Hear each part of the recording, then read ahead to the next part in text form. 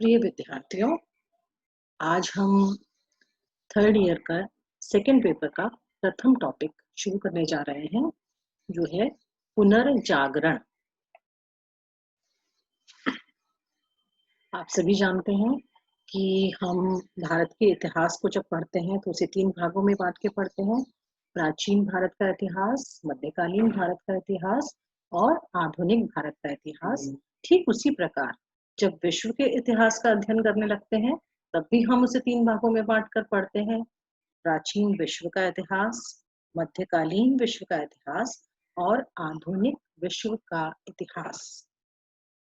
आपका जो ये टॉपिक है पुनर्जागरण, ये आधुनिक विश्व के शुरुआत का प्रथम टॉपिक यही है। लेकिन इसको समझने के लिए आवश्यक है कि पहले हम प्राचीन विश्व और मध्यकालीन विश्व के बारे में थोड़ी जानकारी प्राप्त कर लें और उसके बाद इस विषय पर आगे चर्चा करें। तो बात करते हैं हम प्राचीन विश्व के इतिहास की। जब मानव की उत्पत्ति हुई तभी से विश्व के इतिहास का आरंभ हो जाता है।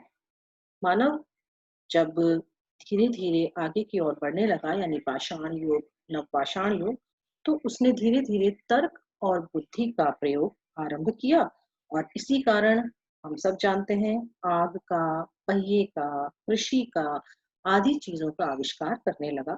धीरे धीरे और बौद्धिक चिंतन की ओर प्रवृत्त हुआ और उसके बाद हम देखते हैं अरस्तु, सुकरात जैसे जो मनीषी हैं वो हमें सभ्यताओं के अंतर्गत दिखाई देने लगते हैं।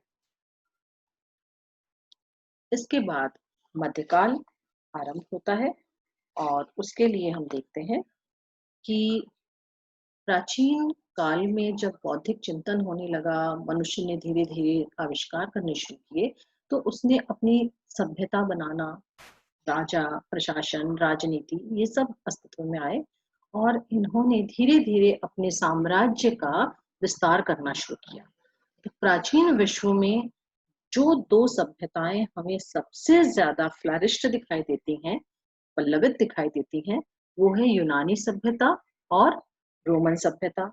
इनमें भी जो रोमन सभ्यता थी वो सबसे अधिक विकसित और सबसे अधिक विस्तृत सभ्यता थी। तीसरी सदी तक आते आते इस सभ्यता का 2 भागों में विभाजन हो गया। पहला पश्चिमी रोमन सभ्यता और दूसरा पूर्वी रोमन सभ्यता। पश्चिमी रोमन सभ्यता का केंद्र रहा इटली का रोम, जो राजधानी था उसकी, और जो पूर्वी सभ्यता थी जिसे बाइजेंटाइन सभ्यता के नाम से भी जाना जाता है, उसका केंद्र बिंदु रहा टर्की और उसकी राजधानी थी कुस्तुनतुनिया। ये बहुत ही इंपॉर्टेंट शब्द है और पुनर्जागरण में हमें कुस्तुनतुनिया बहुत महत्वपूर्ण रूप में हमारे सामने आएगा। धीरे धीरे रोमन साम्राज्य का जो 2 भागों में विभाजन हुआ, उसके कुछ वर्षों बाद, यानी लगभग 2 सदी बाद, उसके बाद हमें रोमन सभ्यता का या रोमन साम्राज्य का अवसान दिखाई देता है, उसका पतन दिखाई देता है और यहीं से आरंभ होता है मध्यकाल। मध्यकाल में 2 शक्तियां पल्लवित होती दिखाई देती हैं। क्योंकि राजा का अंत हो गया था, इसलिए अब पावर में अन्य 2 शक्तियां आ जाती हैं। एक थी चर्च, क्योंकि धर्म का प्रभुत्व बढ़ने लगा। कर्मकांड और पाखंडों के द्वारा मनुष्य को पूरी तरह से बंधन में जकड़ लिया गया, यहाँ तक कि उसके स्वयं के शरीर पर भी उसका अधिकार नहीं था। वहां भी धर्म की बहुत सारी रोक टोक जो है वो उस पर लगा दी गई। और दूसरी शक्ति जो उस समय हमें दिखाई देने लगती है वो है सामंत व्यवस्था। सामंत व्यवस्था का इस समय उद्भव हुआ क्योंकि अब राजा तो पावरफुल रहा नहीं, तो जो उसके अधीन अधिकारी थे, जो सामंत थे, उन्होंने पावर को लेना शुरू कर दिया। उन्होंने क्या किया, अपनी सेनाओं के माध्यम से किसानों की जो भूमि है वो हस्तगत कर ली। एक विशाल भूभाग क्षेत्र के वो स्वामी बन गए और इसके बाद शासन व्यवस्था में भी अपना पूरा अधिकार रखने लगे। राजा नेपथ्य में चला गया और यही वो समय है जब विश्व को अंधकार का युग कहा जाता है, या सुप्त अवस्था में खोया हुआ विश्व कहा जाता है।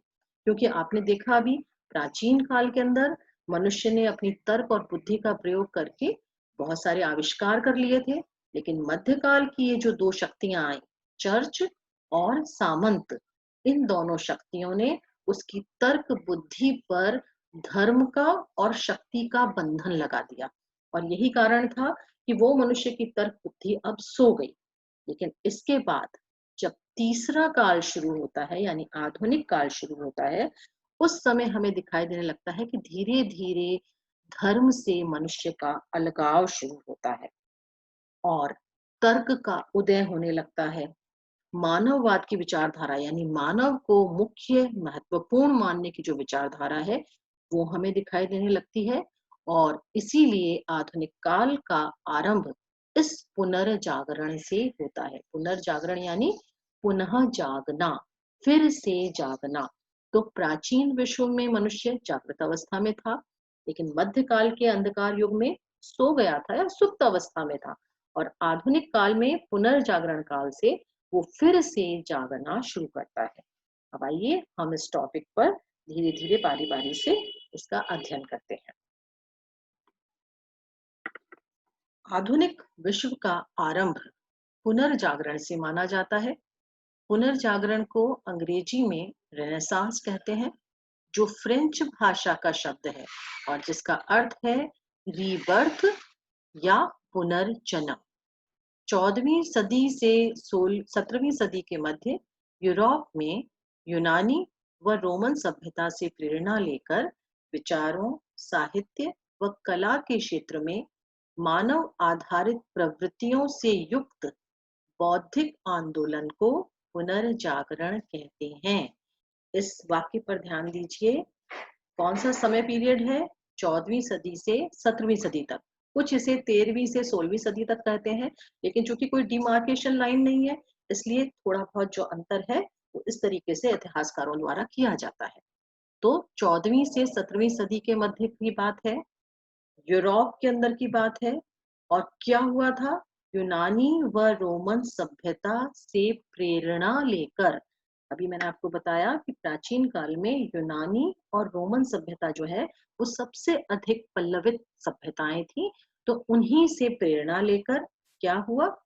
विचारों में, साहित्य और कला के क्षेत्र में, यानी क्षेत्र भी यहाँ पता लग रहा है हमें।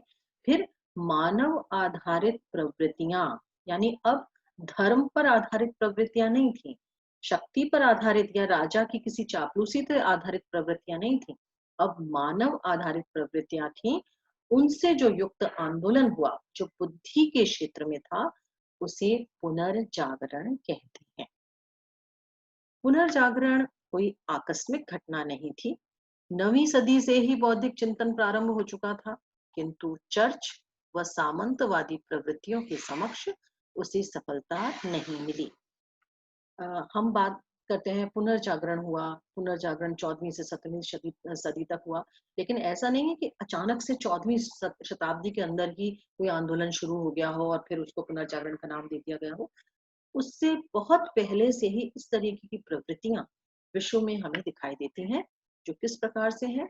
9वीं सदी में कैरोलिंगियन आंदोलन हुआ, जो सम्राट चार्ल्स महान के समय में हुआ था। लेकिन जब चार्ल्स की मृत्यु हुई तो उसके साथ ही ये आंदोलन भी समाप्त हो गया। 12वीं सदी में अल्विजेंसियन आंदोलन हुआ, जिसमें मानववादी विचारों को महत्व दिया गया था, लेकिन पादरी वर्ग ने इसे फलीभूत नहीं होने दिया। मैंने आपको बताया मध्यकाल के अंदर चर्च और सामंत, ये दो शक्तियां थी जो अपने बंधन से मनुष्य को मुक्ति ही नहीं होने देना चाहती थी। इसीलिए पादरी वर्ग ने क्या किया? अल्विजेंसियन आंदोलन को खत्म कर दिया, उनको मृत्युदंड दिया, जलाकर मार दिया गया, इस तरीके से उनको खत्म कर दिया गया। फिर तीसरा जो प्रयास किया गया वो था 1212 से 1250 के मध्य सम्राट फ्रेडरिक द्वितीय के समय ये प्रयास हुआ। क्योंकि जो सम्राट फ्रेडरिक थे वो खुद ही आधुनिक विचारों के व्यक्ति थे और उन्होंने बौद्धिक प्रगति के लिए प्रयास भी किया। लेकिन फ्रेडरिक द्वितीय के बाद ये जो प्रयास थे वो थोड़े विलुप्त हो गए। अब इसके बाद आते हैं हम अगले विषय पर, पुनर्जागरण की प्रकृति, यहाँ देखिए मैंने ऑब्लिक लगाया है, प्रकृति, स्वरूप, तत्व, विशेषताएं। आपके प्रश्न में यदि पुनर्जागरण की प्रकृति पूछा जाता है यानी नेचर ऑफ रिनेसा, स्वरूप पूछा जाता है, या पुनर्जागरण के तत्व पूछे जाते हैं, या पुनर्जागरण की विशेषताएं पूछी जाती हैं, तो उस सभी में हमें इन्हीं के ऊपर बल देना है, इन्हीं बातों को समझाना है। अब एक एक करके हम इन्हें देखते हैं। पहली है प्राचीन यूनान व रोम की सभ्यताओं से प्रेरित। पुनर्जागरण जो हुआ उसका जो उदय हुआ उसमें हम देखते हैं कि जो कि पश्चिमी रोम के अंदर हुआ था, और रोम रोमन सभ्यता का केंद्र था, इसीलिए वहां की जो अवशेष थे उनसे प्रेरित होकर ही लोगों ने नई नई चीजें, नया चिंतन, नया कार्य, ये सब करने की प्रेरणा प्राप्त की। अभी थोड़ी देर पहले हमने बात की थी कि प्राचीन विश्व में इन सभ्यताओं के अंदर बहुत कुछ हुआ था, बहुत सी कलाकृतियां बनी थी, बहुत से भवन बने थे, बहुत से बौद्धिक चिंतक हुए थे यहाँ पर। तो इस समय जब पुनर्जागरण होने लगा तो लोगों ने उन्हीं पुराने अवशेषों को देखकर पुनः प्रेरणा प्राप्त की। दूसरी विशेषता है प्रगतिशील होना। पुनर्जागरण में जितना भी कार्य हुआ वो सब प्रगतिशील था, प्रोग्रेसिव था, आगे बढ़ाने वाला था, क्योंकि अंधविश्वासों से मुक्त था, तर्क के द्वारा सोचने वाला था, इसलिए मनुष्य को आगे बढ़ाने लगा।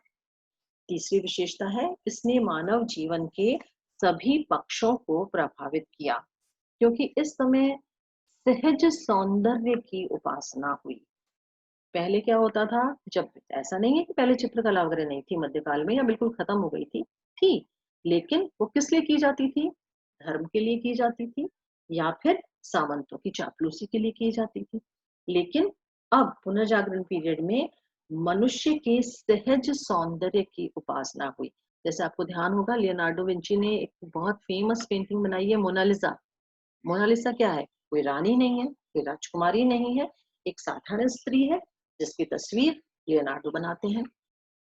और इसके साथ साथ मनुष्य के जीवन के सभी पक्षों को प्रभावित किया, यानी कला को भी, कला के अंदर वास्तुकला है, चित्रकला है, संगीत कला है, मूर्ति कला है, और इसके साथ साथ साहित्य को भी। मनुष्य के जीवन के सभी विषयों पर लिखा गया, सभी विषयों पर चित्रकला आदि की गई, इस तरीके से प्रभावित हुआ। इसके बाद पारलौकिकता के स्थान पर इहलौकिकता पर बल। पारलौकिकता मतलब दूसरे संसार की बात करना, परलोक की बात करना। मध्यकाल में क्या होता था? चर्च कहता था देखो यदि तुमने ये काम नहीं किया तो तुम्हें पाप लगेगा, तुम्हारा जन्म खराब हो जाएगा, तो इस तरीके की बातें होती थी। लेकिन पुनर्जागरण के अंदर इसकी विशेषता है कि परलोक में सुख की प्राप्ति की बजाय इस जीवन में, इहलोक में सुख प्राप्ति की बात करने लगी, धार्मिक आडंबर से मुक्त हो गया, और ये कहा जाने लगा कि इस लोक के अंदर हमको सुख भोगना है। परलोक किसने देखा? इस लोक के अंदर ही हमें इस नियंत्रण से मुक्त होकर अपने जीवन को सुखी बनाना है। इसके बाद दूसरी चीज देखते हैं, अगली विशेषता है नगरीय प्रभाव। पुनर्जागरण में बहुत सारी कलाकृतियां बनी, चित्रकला हुई, सब हुआ, लेकिन यहाँ ये ध्यान रखने वाली बात है केवल जो बुद्धिजीवी वर्ग था, जो नगर में रहने वाले लोग थे, उन्हीं पर पुनर्जागरण का प्रभाव हुआ और उन्होंने ही पुनर्जागरण किया। ऐसा नहीं है कि कोई गांव का जो व्यक्ति है उसमें अचानक से कोई चित्रकला और या इस तरह की बात आ गई हो। जो बड़े नगर थे, उन नगरों के अंदर रहने वाले जो विद्वान थे, कलाकार थे, व्यापारी थे, उन सब लोगों ने ही पुनर्जागरण में योगदान दिया है।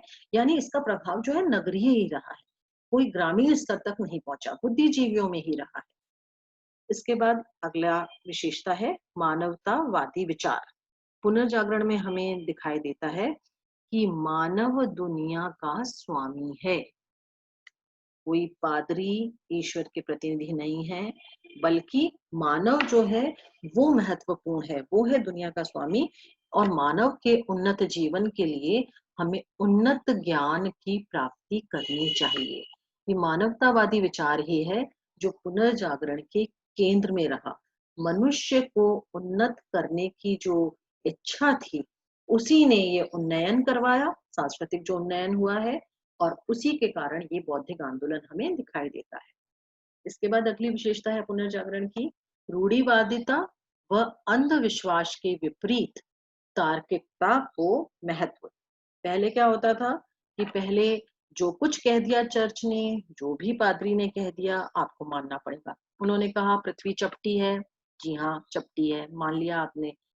लेकिन क्योंकि आपको सिर्फ उनके ऊपर आस्था रखनी थी, उनके ऊपर श्रद्धा रखनी थी, वो जो कह रहे हैं ज्यों का त्यों हमें मानना है। लेकिन पुनर्जागरण के अंदर एक नई चीज इन्वॉल्व होती है, और वो है तर्क को महत्व। अब ये तर्क किया जाने लगा, नहीं धरती चपटी क्यों है, अगर धरती चपटी है तो पानी सारा का सारा नीचे क्यों नहीं गिर जाता। नहीं, प्रयोग किया जाएगा। लोग निकले, नाव पर निकले, जहाज में निकले, ये देखने के लिए कि भाई कहां तक है इस समुद्र का छोर। तो तर्क पे, प्रयोगों पर, इन पर बल दिया जाने लगा। ये पुनर्जागरण की विशेषता है। इसके बाद स्वतंत्र चिंतन को प्रोत्साहन। अभी तक क्या था कि आपको जो कुछ कह दिया जाए आप उसको मान लीजिए, अपना स्वतंत्र चिंतन या अपनी सोच वो सब नहीं रखनी है, अपनी बुद्धि को बंद करके रख दो, उसके बारे में कुछ नहीं करना है। लेकिन अब मनुष्य धर्म के बंधन से जब मुक्त होने लगा, धर्म से जब अलगाव होने लगा उसका, तो वो अपनी बुद्धि पर बल देने लगा और स्वतंत्र रूप से सोचने लगा, वैज्ञानिक रूप से सोचने लगा। इसके बाद अगली विशेषता है पुनर्जागरण की, आलोचना और अन्वेषण अन्वेषण की प्रवृत्ति का उदय। अन्वेषण कब होता है, यानी खोज कब होती है, जब मन में जिज्ञासा होती है। जिज्ञासा कब होती है, जब हम स्वतंत्र रूप से चिंतन करते हैं। तो जब मनुष्य स्वतंत्र रूप से चिंतन करने लगा, तो उसके अंदर जिज्ञासा होने लगी, ऐसा क्यों, ऐसा ये जो कहा जा रहा है ऐसा क्यों, ऐसा क्यों नहीं। इस तरीके के जो प्रश्न उठे, इन प्रश्नों ने जो पुरानी चली आ रही परंपराएं थी, जो रिवाज थे, जो कथन थे, उनकी आलोचना आरंभ की, और उसके विरोध में या उनसे आगे नए अन्वेषण के लिए मनुष्य को प्रवृत्त किया। और उसके बाद हम देखते हैं कि अगला जो इसकी विशेषता है वो है मानव जीवन की उन्नति का स्रोत। क्योंकि अब व्यक्तिवाद डेवलप हुआ। अभी तक क्या था, केवल चर्च था, व्यक्ति तो कुछ था ही नहीं उसके सामने। लेकिन अब व्यक्ति को महत्व दिया जाने लगा, व्यक्ति की उपलब्धियों को महत्व दिए जाने लगा। तो व्यक्ति की उपलब्धियों को जब महत्व दिया जाएगा, तो व्यक्ति क्या चाहेगा कि भाई मैं और भी ज्यादा उन्नति करूं, और भी अच्छा बनूं। तो मानव जीवन की उन्नति जो है वो पुनर्जागरण के कारण आरंभ हुई। इसके बाद अब हम देखते हैं कि ये पुनर्जागरण के कारण क्या रहे, कौन सी ऐसी चीजें थी जिन्होंने इसे प्रेरित किया होने के लिए।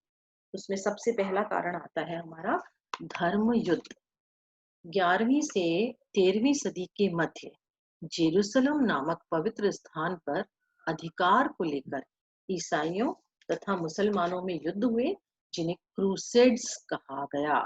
इस शब्द को ध्यान रखिएगा, क्रूसेड। क्रूसेड क्या है, उसे हम हिंदी में धर्मयुद्ध कहते हैं, लेकिन पश्चिमी इतिहास में यानी यूरोप के इतिहास से में उन्हें क्रूसेड्स के नाम से जाना जाता है।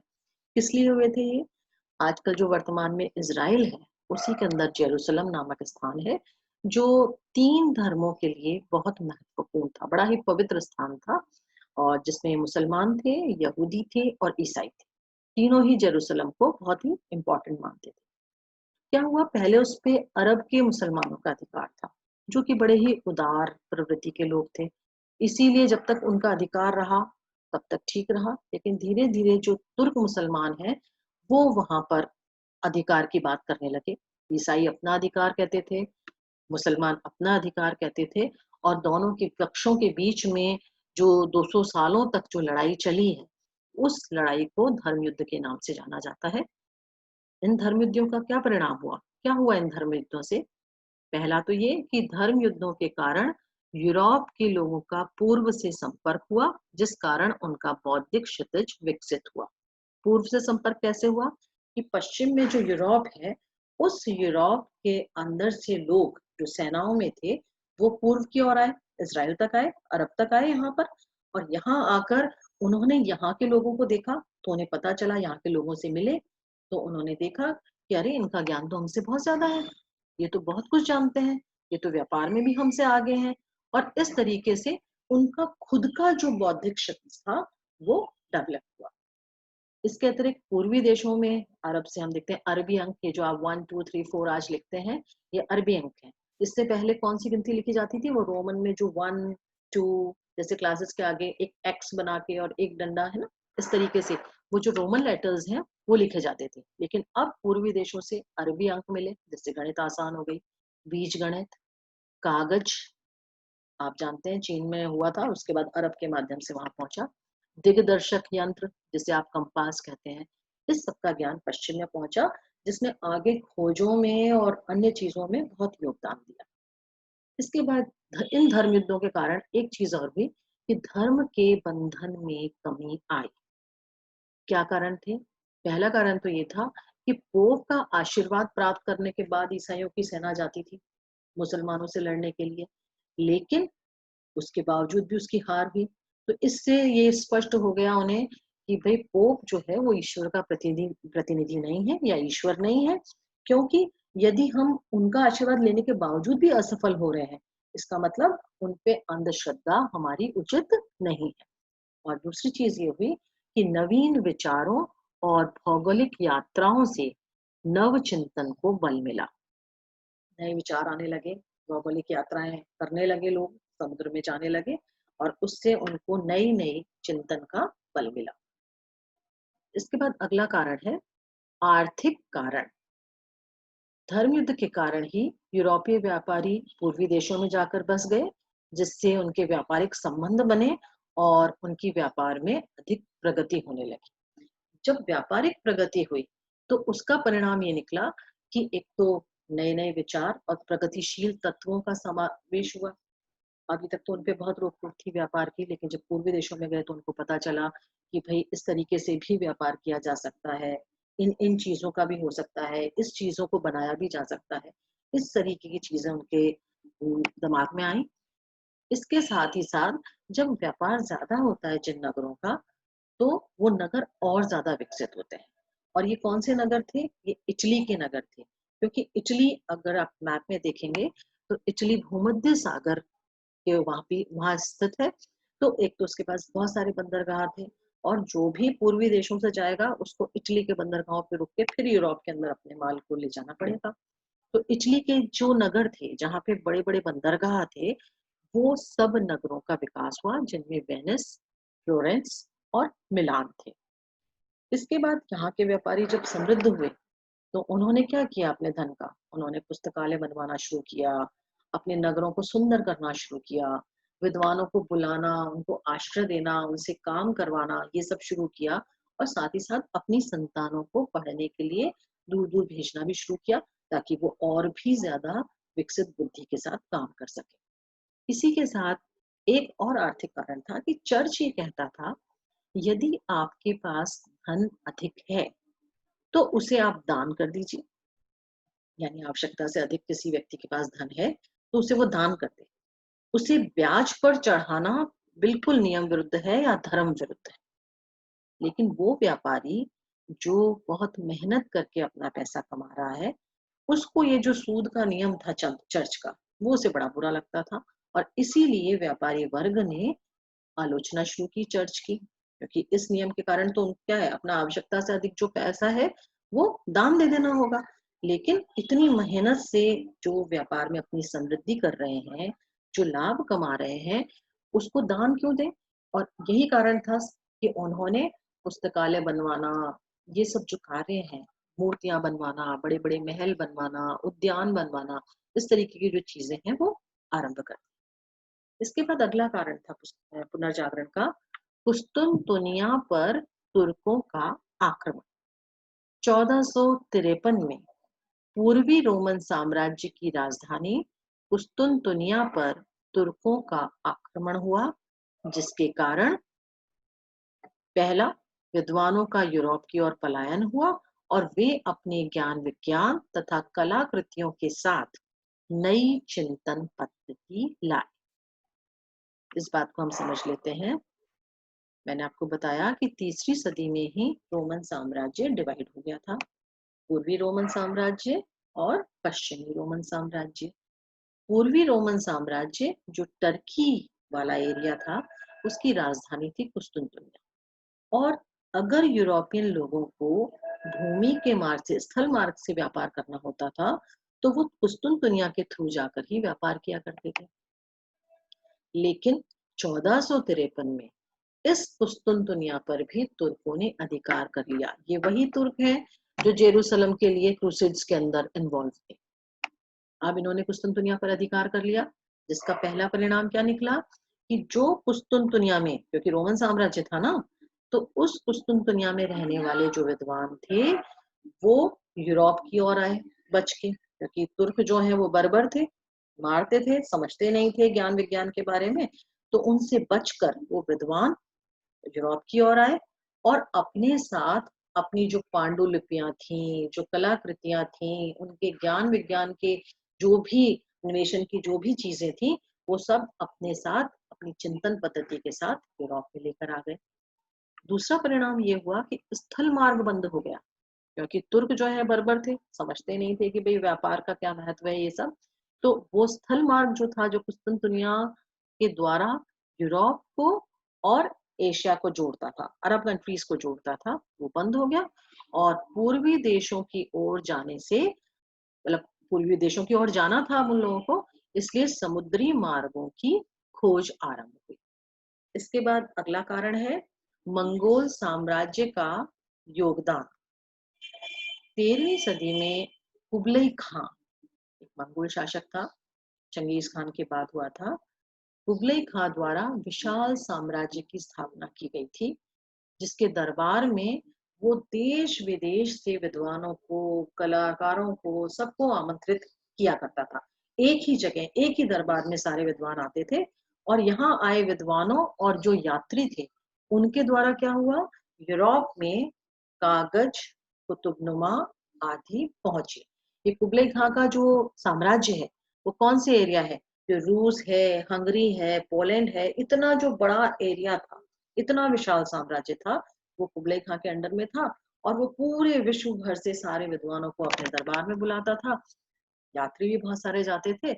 और इनमें जो सबसे इंपॉर्टेंट यात्री का नाम है, इसे याद रखिए, मार्को पोलो। मार्को पोलो ने यहाँ के यात्रा वृतांत को कलमबद्ध किया, जिसे पढ़कर यूरोप वासियों का मन पूर्वी देशों की यात्रा को लालायित हुआ। मार्को पोलो ने बहुत अच्छा विवरण दिया है। उसने बताया है कि वो कितने समृद्ध हैं, कितने अच्छे हैं, वहाँ ज्ञान की क्या स्थिति है, दरबार में किस तरीके की चर्चाएं होती हैं। इंडिया की तरफ से भी वो घूमता हुआ गया था, और उसका जो विवरण था उसको पढ़कर यूरोपियंस जो हैं, उनका मन किया कि वो भी पूर्वी देशों की यात्राएं करें, वहाँ के ज्ञान विज्ञान से परिचित हों। इसके बाद अगला कारण है नवीन आविष्कार। जब तक कागज का आविष्कार नहीं हुआ था, तब तक लेखन बहुत ही सीमित होता था। क्योंकि आपको अगर कोई पुस्तक चाहिए तो क्या करेंगे, पत्र वत्र, ताड़ पत्र, भोजपत्र जो भी है उसको तैयार किया, उसके बाद उस पे हाथ से लिखे। तो जब तक कागज नहीं आया था, तब तक लेखन बहुत कम किया कर जाता था, क्योंकि वो पत्रों को तैयार करना, वो सब उनको ढंग से रखना, वो सब भी एक बहुत ही मुश्किल प्रक्रिया हुआ करती थी। इसके बाद 15वीं सदी में जर्मनी के गुटेनबर्ग ने छापा खाने का आविष्कार किया, प्रिंटिंग प्रेस का, जिसके कारण पुस्तकें छपने लगी। अब हाथ से लिखने की जरूरत नहीं थी, पुस्तक छप जाएगी। इससे इससे क्या है, अब लोगों को गुमराह नहीं किया जा सकता था। पहले ही कह दिया जाता था, जैसे मान लीजिए उपदेश सुनने के लिए गए लोग, पादरी जी ने कह दिया कि भाई पुस्तक में यही लिखा हुआ है। उस व्यक्ति के पास तो हाथ में पुस्तक है नहीं, उसको तो मानना पड़ेगा कि हाँ यही लिखा हुआ होगा। लेकिन अब जब पुस्तकें छपने लगी, तो वो सर्व सुलभ होने लगी, सस्ती भी पड़ने लगी और सर्व सुलभ होने लगी। तो अब लोगों को आप ये नहीं कह सकते कि भाई पुस्तक में ये लिखा हुआ है, क्योंकि वो स्वयं पुस्तक देख लेगा कि पुस्तक में है या नहीं है। और इसके बाद पुस्तकें छपने से क्या हुआ, ज्ञान का प्रसार होने लगा और अंधविश्वास और रूढ़िवाद का अंत होने लगा, जिससे पुनर्जागरण हुआ। फिर भौगोलिक खोजें, मैंने आपको बताया था समुद्री मार्गों की वो खोज करने लगे, क्योंकि तुर्कों ने कुस्तुनतुनिया पर अधिकार कर लिया था। तो हम देखते हैं कि 1487 में बार्थोलोमो डियास, उन्होंने केप ऑफ गुड होप उसको खोजा। 1492 में कोलंबस के द्वारा अमेरिका को, नई भूमि को खोजा गया। 1498 में वास्को ड गामा ने भारत के लिए कौन सा समुद्री मार्ग आ सकता है उसकी खोज की। इसी तरीके से ऑस्ट्रेलिया आदि ये सब खोजे गए। अब एक और टॉपिक है जो पुनर्जागरण से जुड़ा हुआ है कि पुनर्जागरण सर्वप्रथम इटली में ही क्यों हुआ। कई कारण हैं इसके भी। इसमें पहला कारण है कि इटली की जो भौगोलिक स्थिति थी। क्या है उसकी भौगोलिक स्थिति, आप मैप में देखिए, उसमें आप देखेंगे कि पश्चिमी और पूर्वी दुनिया के मध्य जो भूमध्य सागर है उसी पर इटली स्थित है। और इटली इस तरीके से स्थित है कि समुद्र की काफी जो उसकी सीमाएं हैं वो काफी सारी समुद्र से घिरी हुई है। यानी कोई पूर्वी देशों से आएगा समुद्र के माध्यम से तो यूरोप के अंदर एंटर होने से पहले उसे इटली में आना ही होगा। तो जो उसकी भौगोलिक स्थिति है वो इस प्रकार की थी कि पूर्वी देशों और पश्चिमी देशों के मध्य वो स्थित था। दूसरा कारण है कि यहाँ के जो नगर राज्य थे उनमें सामंतवाद न होने के कारण व्यापारिक समृद्धि आई और उस व्यापारी वर्ग ने नगरों के सौंदर्यीकरण पर धन व्यय किया। अपन पढ़ चुके हैं विद्यार्थियों कि रोमन साम्राज्य दो भागों में बट गया था, पूर्वी रोमन साम्राज्य और पश्चिमी रोमन साम्राज्य। तो पश्चिमी रोमन साम्राज्य की राजधानी थी रोम, जो इटली में स्थित है। तो इटली में जब राजा का अंत हुआ या रोमन साम्राज्य का जब अंत हुआ तो यहाँ पर सामंत नहीं आए, यहाँ पर क्या हुआ, छोटे छोटे नगर राज्य बन गए। इन नगर राज्यों में सामंत नहीं थे। इसी कारण जो व्यापारी थे वो व्यापार वाणिज्य के लिए स्वतंत्र थे और उनमें व्यापारिक समृद्धि सबसे पहले आई। जब समृद्धि आई तो इस व्यापारिक वर्ग ने नगरों के सौंदर्यीकरण पर धन व्यय किया। चित्र बनवाना, मूर्ति बनवाना आदि कार्य किए गए। इसके बाद तीसरा कारण था कि इटली में ही पुनर्जागरण हुआ। कुस्तुनतुनिया से पलायन कर विद्वानों ने इटली में आश्रय लिया। हम पढ़ चुके हैं पुनर्जागरण के कारणों में कि जब तुर्कों ने कुस्तुनतुनिया पर अधिकार किया था तो वहां से जो विद्वान हैं वो भागे और उन्होंने, भागे मतलब पलायन किया उन्होंने, और वो सर्वप्रथम इटली में आए। इटली में वो क्यों आए, वही बात है, हम मैप में देखेंगे तो देखेंगे कुस्तुनतुनिया से जब भूमध्य सागर में आप चलते हैं तो सबसे पहले इटली आता है, इसलिए वहां इटली में उन्होंने आश्रय लिया। इसके बाद चौथा कारण है कि प्राचीन रोमन सभ्यता के अवशेषों से लोगों ने प्रेरणा ली। इटली रोमन साम्राज्य की बहुत महत्वपूर्ण जगह थी, रोम वही था जो उसकी राजधानी थी और उसके बहुत सारे अवशेष, आप जानते हैं राजधानी के अंदर ही बहुत सारी बड़ी बड़ी बिल्डिंग्स और चित्र बनना, मूर्तियां बनना, ये सब वही होता है। तो चूंकि रोमन सभ्यता का केंद्र रहा था इटली, इसलिए वहां पर बहुत सारे अवशेष थे। तो लोगों ने जब देखा अपनी प्राचीन सभ्यता को तो वो उनके अंदर ये बात आई कि हमें अपनी प्राचीन जो गौरव था उसे पुनः प्राप्त करना चाहिए। जैसे इसको एक उदाहरण से समझिए कि आप बहुत अच्छे लेखक हैं, बहुत अच्छा लिखते थे पहले कभी, और आपने वो लिख कर आपकी कविताएं और वो डायरियां वगैरह हैं वो आपने लिख के रख रखी हैं, लेकिन बीच में परिस्थितियों के कारण, समय अभाव के कारण आप बिल्कुल लिखने से विमुख हो गए। लेकिन कई सालों बाद जब वो पुरानी डायरीज और वो पुराने पत्र और वो सब हाथ में लगते हैं तो हमें क्या इच्छा करती है, अरे हम इतना अच्छा लिखते थे, क्यों नहीं हम वापस लिखना शुरू कर दें। यानी प्रेरणा मिलती है पुराने अच्छे काम से। वही चीज यहाँ पे है कि जो प्राचीन रोमन सभ्यता के अवशेष थे उन्होंने अब लोगों को प्रेरणा दी कि भी प्राचीन काल में जब हम इतने गौरव से थे और इतने अच्छे अच्छे कार्य हमने किए थे तो अब क्यों नहीं हम पुनः इस कार्य को करें। इसके अतिरिक्त एक कारण है कि कुछ प्रगतिशील पोप जो थे उन्होंने विद्वानों और कलाकारों को आमंत्रित किया और यूनानी ग्रंथों का लेटिन में अनुवाद करवाया। इटली के रोम में पोप का निवास है और वैसे तो पोप जो हैं वो धर्म अधिकारी हैं और धर्म के बंधन में लोगों को रखते थे, लेकिन व्यक्ति व्यक्ति में फर्क होता है और कुछ जो प्रगतिशील पोप थे, जो उदारवादी थे, उन्होंने खुद विद्वानों और कलाकारों को आमंत्रित किया और अपने जो गिरजाघर हैं उसमें भित्ति चित्र बनवाना या मूर्तियां बनवाना, ये कार्य भी किए उन्होंने। और इसके साथ साथ जो यूनानी ग्रंथ थे प्राचीन, उनका लेटिन भाषा में अनुवाद भी करवाया।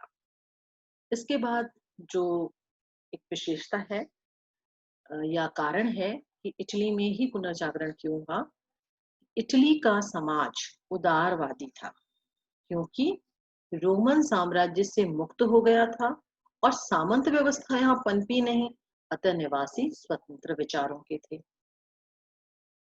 रोमन साम्राज्य की राजधानी होने के कारण यहाँ पर बहुत सारे अवशेष, बहुत सारी चीजें बची हुई थी।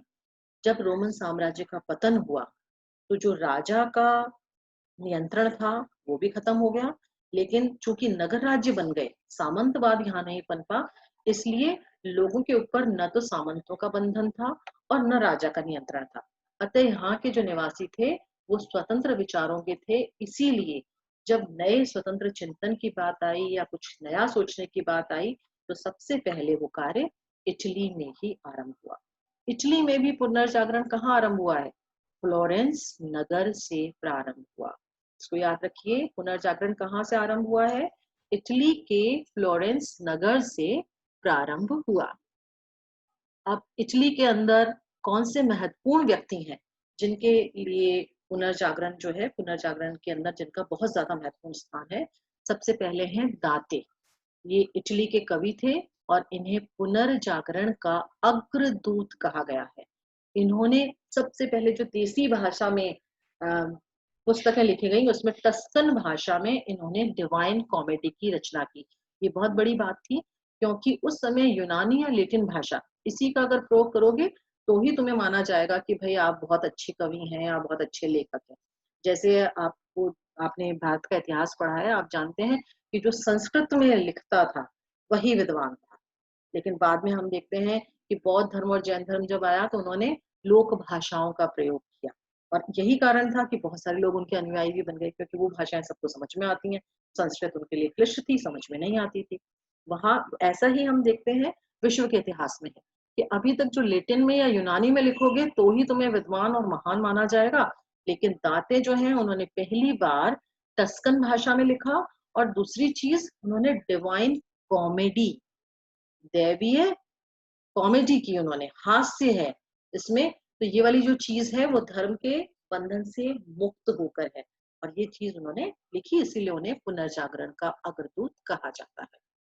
दूसरे प्रमुख व्यक्ति हैं इटली के पेटार्क।